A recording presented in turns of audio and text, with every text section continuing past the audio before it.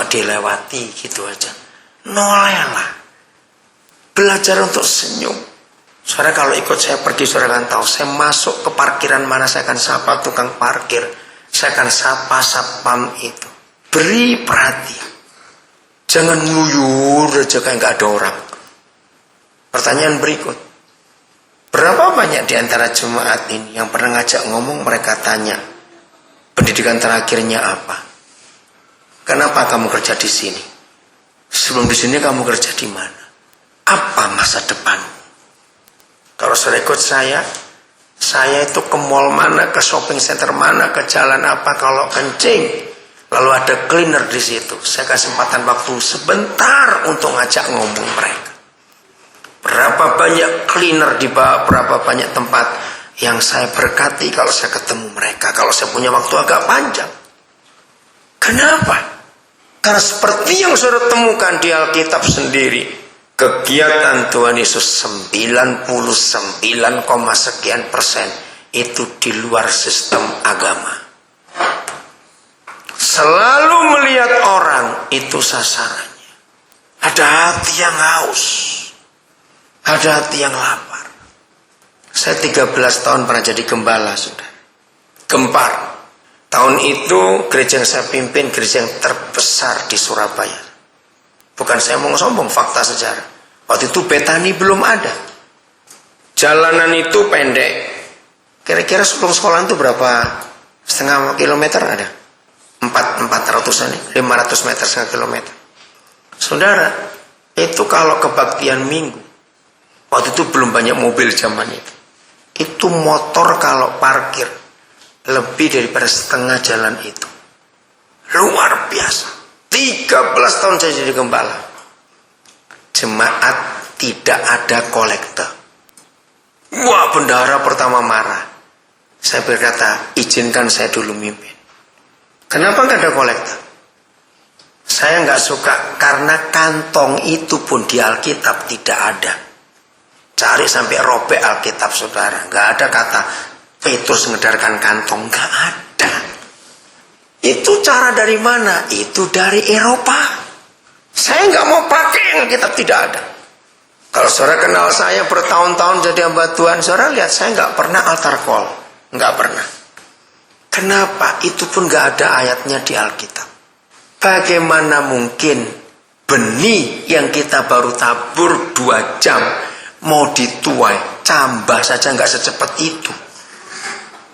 Ini benih apa? Nabur 2 jam dituai. Itu gaya Amerika, saudara. Yang Alkitab tidak ada. Saya itu radikal dengan firman Tuhan. Nah lalu gimana 13 tahun gak pakai kolektor? Bendahara saya masih hidup. Dia punya toko di Pasar Turi namanya Ailing. Tanya dia. Dia itu sering dipanggil ke banyak gereja untuk cara belajar pengelolaan keuangan dari gereja yang saya pimpin. Gempar Surabaya waktu itu. Saya bilang, kalau kalian ingin beri. Ada kotak-kotak persembahan. Nggak pernah ditodong. Tapi kami surplus terus. Saya ajar mereka waktu itu kas harus 0. Tiap kali selesai kebaktian langsung dihitung ada berapa? 0. Bingung pertama. Dulu belum ada ATM. Jadi di kantor gereja itu belangku wesel itu tumpuan. Dan sudah ada namanya. Senin langsung jalan. Sisa dari kolektor itu. Kenapa? Begini. Saya sudah beritahu ini kebutuhan rutin gereja. Listrik sekian, air sekian, kebersihan sekian, dan semuanya untuk hamba-hamba Tuhan sekian. Itu sudah diketahui. Bulan-bulan pertama, wah kesulitan karena nggak biasa gereja kok nggak pakai kolektor. Tapi saya tunjuk beberapa orang yang saya sudah kenal, ya. Itu orang-orang yang saya tahu hatinya murah untuk Tuhan. Nggak harus orang kaya punya hati murah. Seringkali orang kaya lebih pelit daripada orang miskin. Katakan amin supaya bertobat. Lo serius, orang kaya itu jahat, saudara. Dengan uangnya dia akan ngatur Tuhan. Maka itu gereja yang sering ribut, itu pasti gereja yang banyak orang kayanya. Jangan tersinggung orang kaya. Karena tidak semua orang kaya punya hati Yesus. Tidak. Nah, saya bilang pada mereka yang murah hati, kalian janji ya, kalau tiap bulan ternyata kurang untuk bayar, kalian siap nombok enggak? Siap. Ya sudah. Itu ternyata hanya berlaku kira-kira setengah tahun pertama saya jadi gembala. Setelah itu enggak pernah. Nah, itu cara kedua. Yang ketiga, kalau ada kebutuhan mendadak, itu diumumkan langsung. Jadi saya buat peraturan itu. Ternyata kebutuhan mendadak pertama adalah salah seorang anggota jemaat itu harus operasi minggu depan dengan biaya yang cukup besar. Lalu salah satu pengurus saya bilang, umumkan jelas kepada jemaat bahwa saudara kita ini perlu uang sekian untuk operasi minggu depan. Nah, kalau ada keperluan seperti itu baru kantong dijalankan. Tapi caranya begitu selesai semuanya langsung dihitung di depan gereja, depan jemaat, tidak boleh dibawa ke kamar. Saudara dengar nggak di beberapa gereja besar di Indonesia bendaharanya curi uang kolektor? Ada yang sampai miliaran, ratusan juta. Belum lama saya dengar bendahara gereja sampai bisa beli 3 rumah, hampir 2 M. Hanya 8 tahun saja jadi bendahara. Ya begitu kolektor masuk, yang apa nggak ada namanya masukin kantong dia. Saya bilang gila betul. Pernah dengar nggak bendahara seperti itu di beberapa gereja? Ngeri, saudara. Jadi saya tidak boleh ngitung uang di dalam, di depan jemaat. Dibantu rame-rame. Nah, saya ajari begini. Hari itu butuhnya kira-kira 300 sekian ribu, besar. Itu tahun 70-an, 80-an, besar sekali. Ternyata sisa. Nah, itu rahasianya. Begitu sisa, jangan disimpan. Saya bilang dengan guyon, saya ingin membuat bendahara nggak darah tinggi. Kalau ada duit, itu bendahara pusing. Kalau nggak ada duit, itu enak, nggak ada yang dihitung. Nggak pusing, serius.